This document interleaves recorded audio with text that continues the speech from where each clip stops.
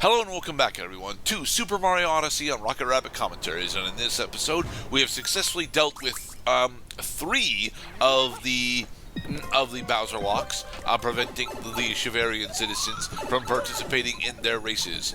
So now we have to go and deal with the last one.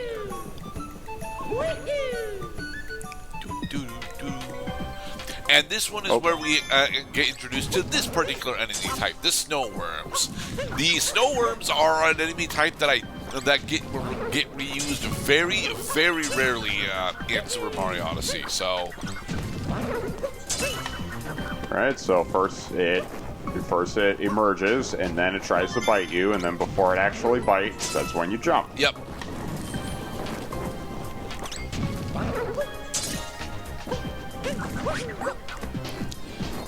So collecting all these moon shards is honestly very simple. Very simple. And one of these pillars is going to have a little power moon above it. You see, you'd think so, but actually no. It's not. It's not one of these. It's one of the later ones. All right, now you got to climb the stack of carnivorous snow pillars.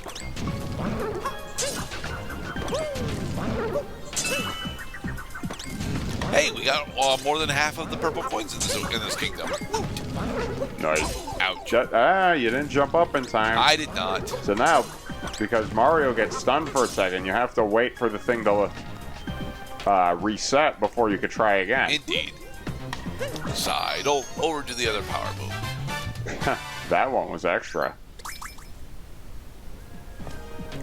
Alright.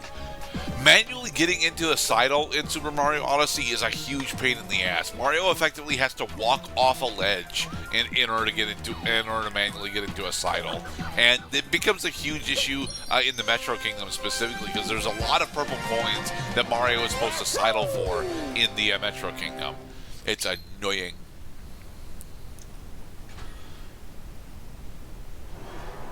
The final seal has been lifted. Indeed. The Bound Bowl Grand Prix. Okay, I've already mentioned that I really dislike this minigame, but to be perfectly honest, this is a good and fun minigame the first couple of times that you play it. But it also shows off exactly why this minigame is more complicated than it's supposed to be the first couple of times you play it. Oh, we're gonna do some Chivarian luge. No, we're not going to do Chivarian luge. We're going to do Chivarian circuit racing. Well, but first, get on top of the archway in order to claim a hidden power moon. Dang it! Or you can attempt to. There we go. And show me the moon. Show me the moon. It's around here somewhere. Unfortunately, while there is a hidden power moon up here, it is tied to a little bit of progression later on in the game. So, yes, if we want to get the power moon that's up there, we will have to come back for it. Yes, they need one more racer before they can actually start. Where are we going to find this final racer so that they can begin the races?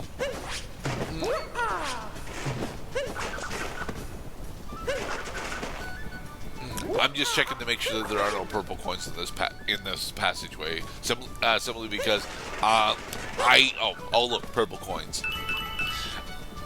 I don't want to actually have to come back into this area for purple coins in the event that I decide to, come back to Chivaria. Hey, you're not wearing a hat.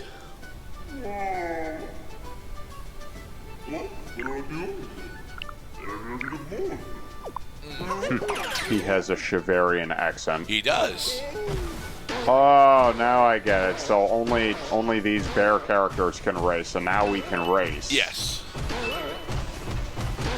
I'm going to take control of you, and when I am done, you're going to be the racing champion. These motherfuckers are bouncing everywhere. Yeah. So the actual problem with this mini game is specifically controlling the bounding bears is a lot more of a hassle than it's supposed to be.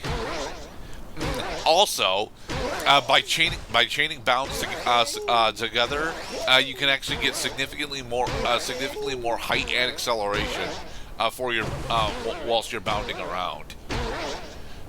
But you have to stay on the racetrack. Well, if you're good at the game, no, actually, you very explicitly aren't supposed to be staying on the racetrack. Okay, that was just practice. Now it's time for the real deal. Snowline Circuit Class A. These bears are looking mean. One bounce. Already we have a significant advantage. No, we do not. Corners. What are you talking about? We're in first place. Yes, we are in first place, but we don't have a significant advantage. Very specifically, the AI is significantly better at bouncing than Pascard is. The thing about the big racing thing AI is that they try to stay on the track at all times. The big thing that that Pascard has advantage of is past playthrough experience specifically. So I know that if I trigger bounces on specific parts of the course, I can save some pretty significant amounts of time. If you bounce on these wooden pallets, you usually end up losing a bunch of time. We're losing the lead. Oh, that's cheating. No, that is actually how you're supposed to win these. For the record, you're supposed to stay. Right. You're supposed to stay on the course to get the large angle bounces, but a majority of the speedrun tricks for this are having rhythmic bounces on the off course portions, because you actually excel slightly straighter whilst you're off road than when you're on the course itself. But we got our multi-moon, so we can finally leave ship area. Honestly, the world itself is not that bad, and it does a lot of interesting things with its ice gimmicks. It's just that I'm trying to do a mostly normal playthrough, so I would have to leave from here.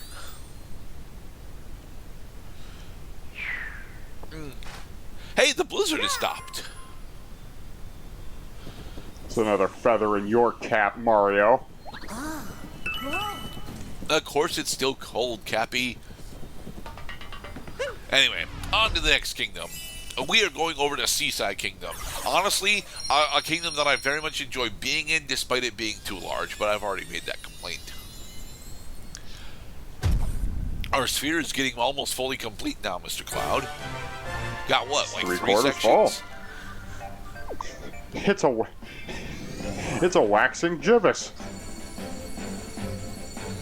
I can never differentiate the correct terminology for moon phases.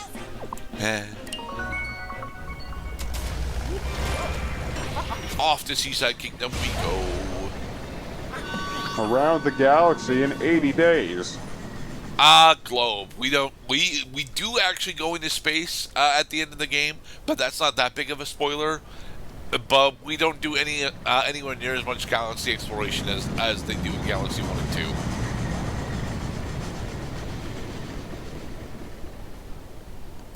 2. And what does Cappy have to share with us for another tip? Let's see, the ground pound jump. This is one that I've already mentioned, though.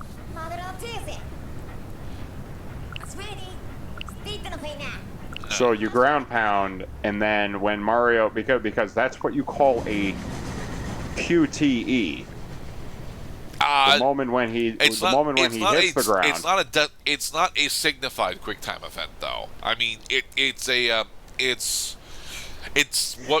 closer to an action command from Paper Mario, honestly. Which is also a kind of QTE. I wouldn't say so. That fellow was a hat. Yes. So, our job here is specifically, whilst we are in Bub Lane, Seaside Kingdom, it is our job to specifically defeat the Flying Octo King.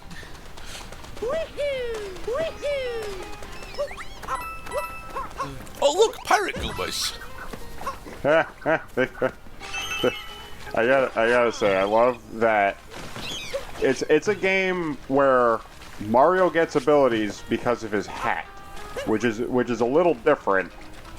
And as we discussed in previous parts, also not the first time that Mario had gained abilities by putting on like clothing and costume pieces.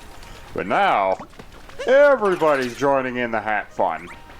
You get a hat, and you get a hat, and you get a hat. More purple coins. Oh, is your stack? It's too tall, Mr. Gerdad. There we go.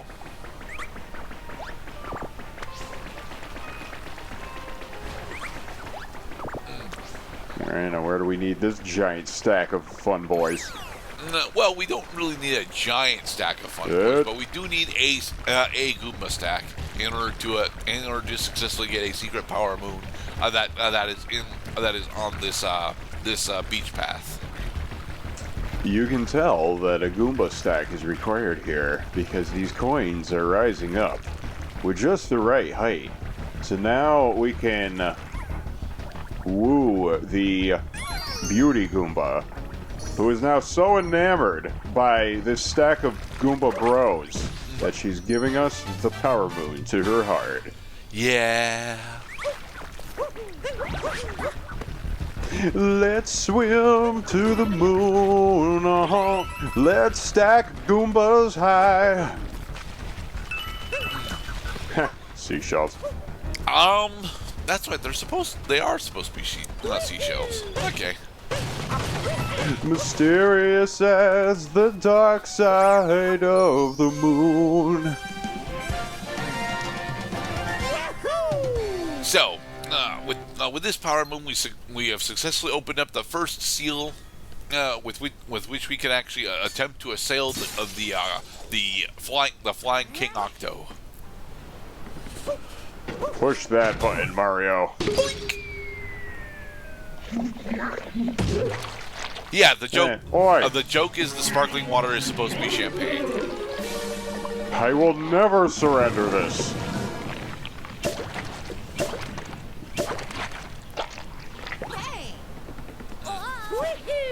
All right. Let's hop to it.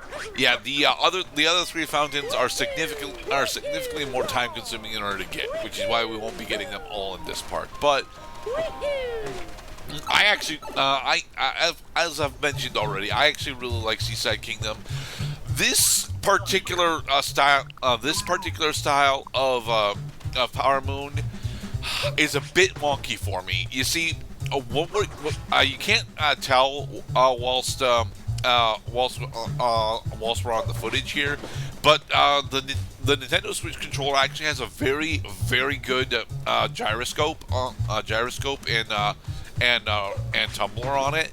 So what Super Mario Odyssey does for a lot of its ground pound moons specifically is it will actually vibrate your controller when you're near a hidden thing. Unfortunately, I did not actually have my vibration on for my emulator here, so it was a bit difficult for me to find this. One. You can just trial and error these, but it takes much longer than it's supposed to.